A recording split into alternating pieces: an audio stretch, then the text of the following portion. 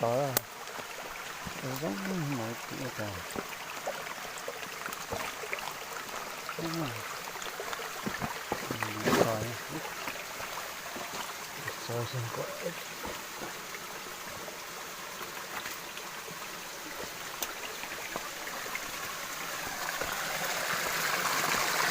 Mà mát có.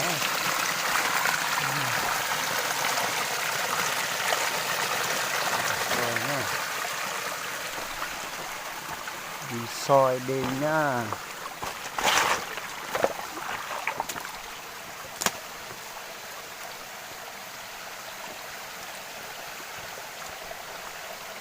Chưa bắt cái mông gấu. Gấu thì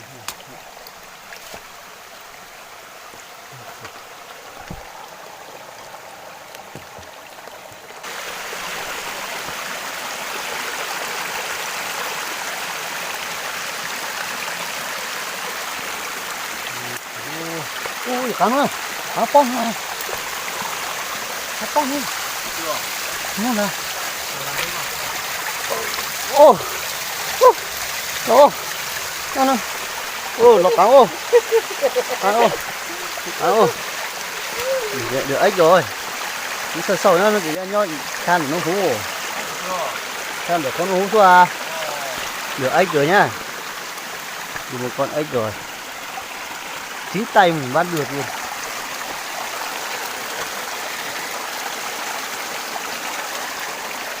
Nó mình được ra, khai lo hú à.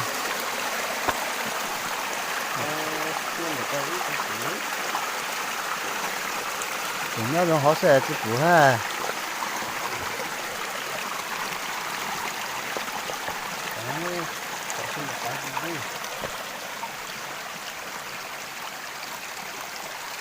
Các cán chân tới nè.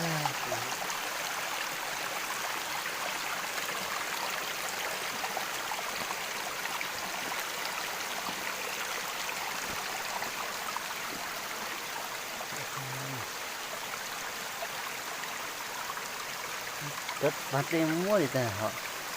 Đây là một cán trời nè họ. Còn nó cũng có tự. Ui. Đó. Đây là tiếng của họ.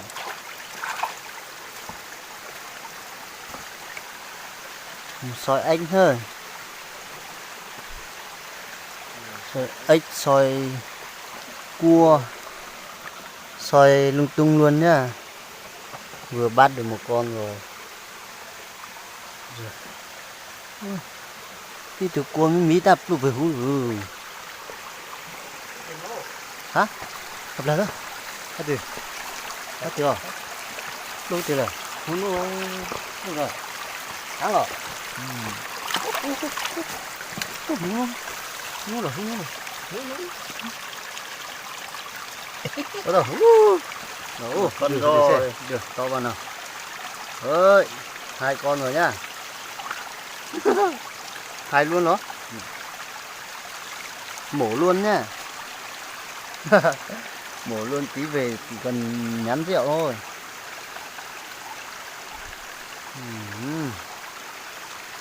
Cả tả luôn này ít thẳng. Quay luôn. Nhớ có từng con đó.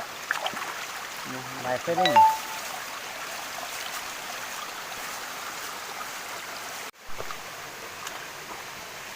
Nó cắn hơn.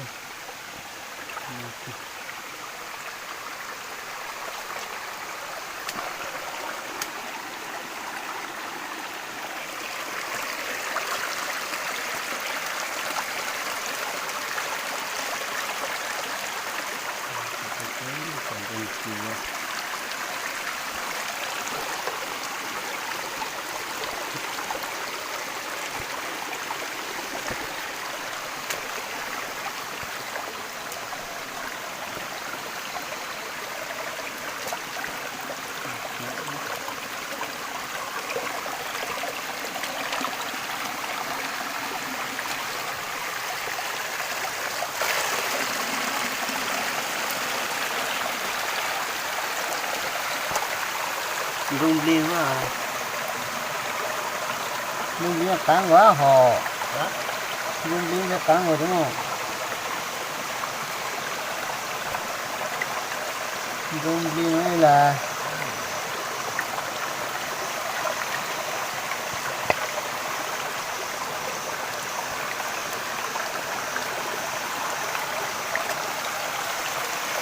nữa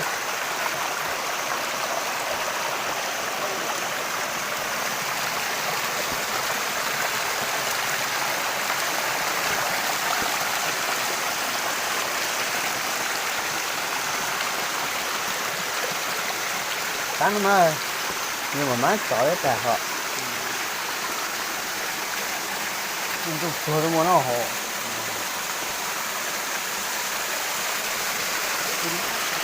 hả được còn nữa nha ba em rồi đó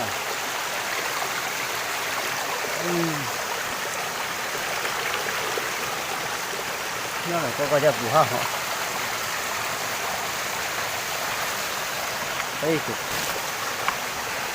con này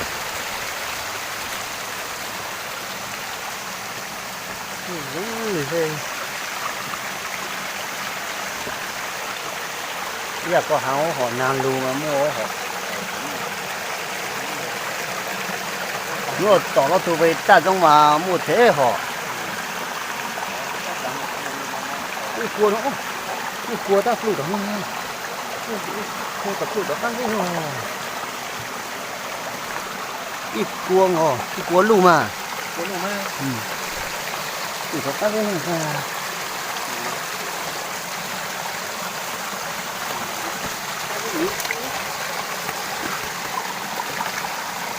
cua cua nha cua một con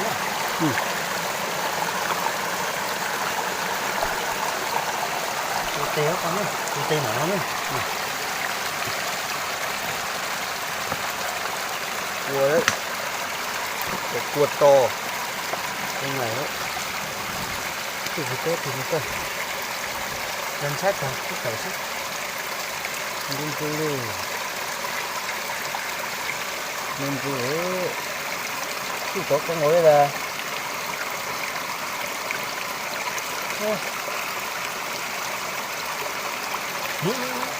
Hết rồi đi.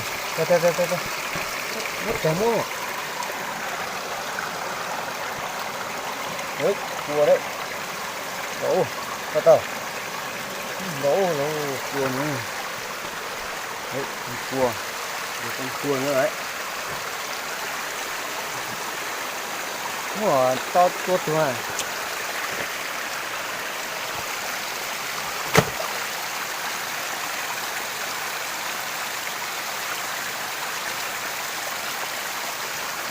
nhưng mà cá là cua thì nó không thủng nghe họ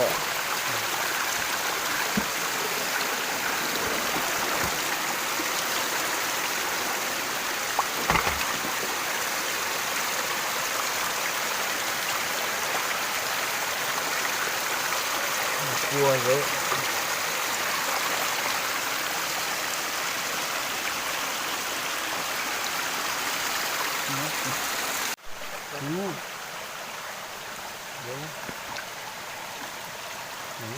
một con nữa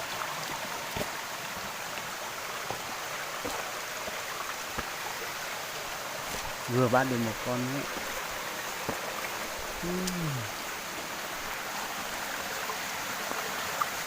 cua đó một đó nên cậu đây lông cờ hò thì cái hoa của tụi mình mà cái này nhé nhau đó cứ giờ không mình cứ cậu nó nghe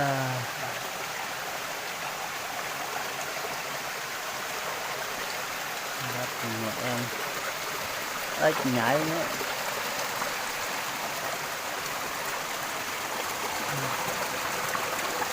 cái tụi nó bốc chi nó họ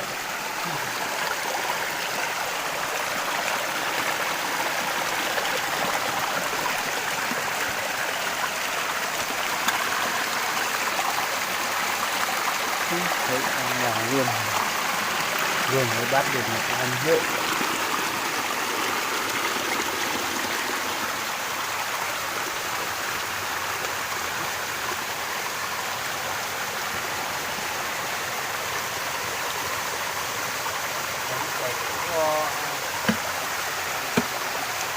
mặt chân là rồi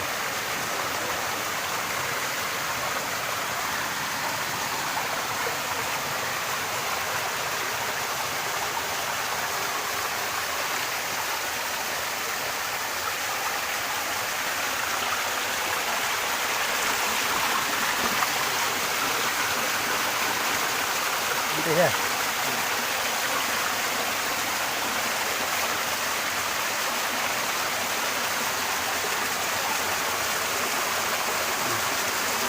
chuyên dứa đặc sản rừng rượu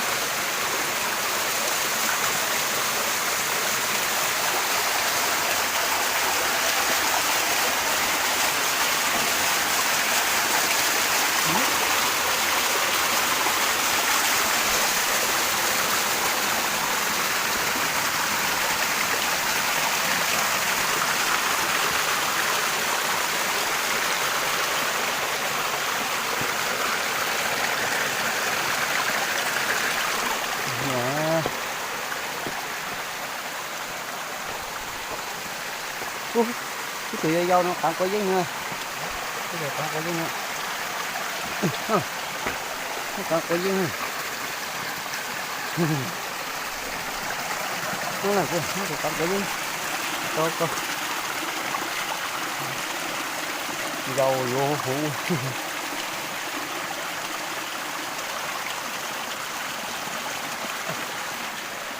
hàng giống ơi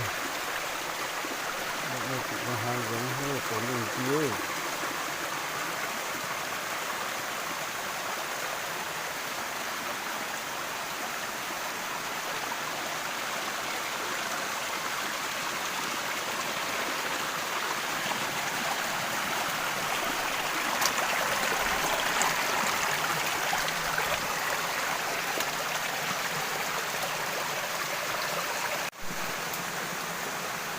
ấm lòng hoặc ăn thế này ăn thì không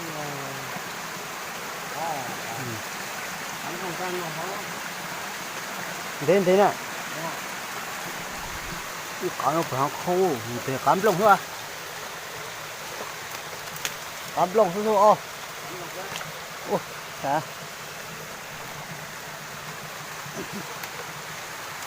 ô cắm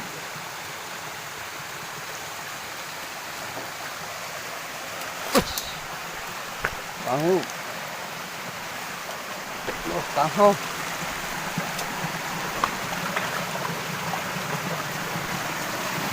hút thấy nè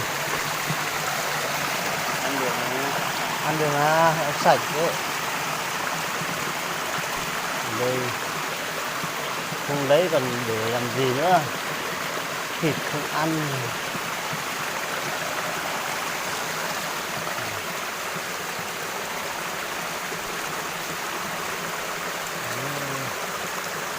hơi giống hư những lịch trình ơi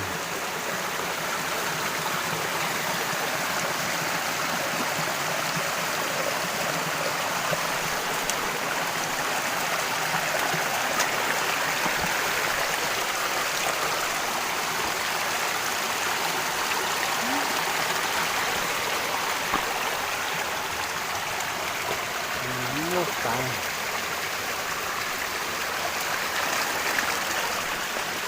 cá con này học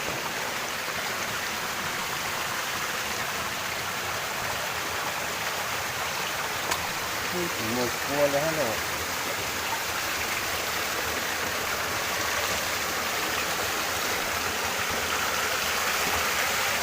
ốc với cà phê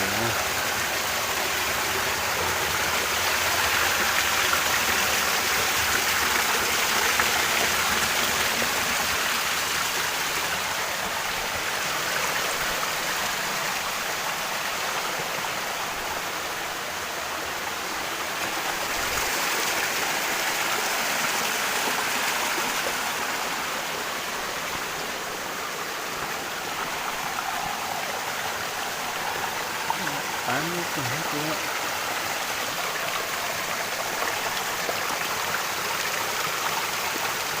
nó là gì thầy giống thì thầy lạch mà Tán này hết nha.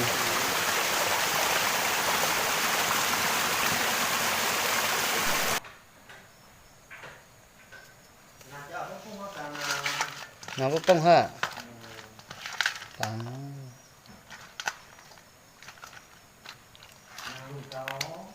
Ồ. Tán hết rồi hả? Đấy. Đi soi. Nó phải được ăn thì nó y. Đây. Rồi. Rồi. Rồi thuộc cả lông cỡ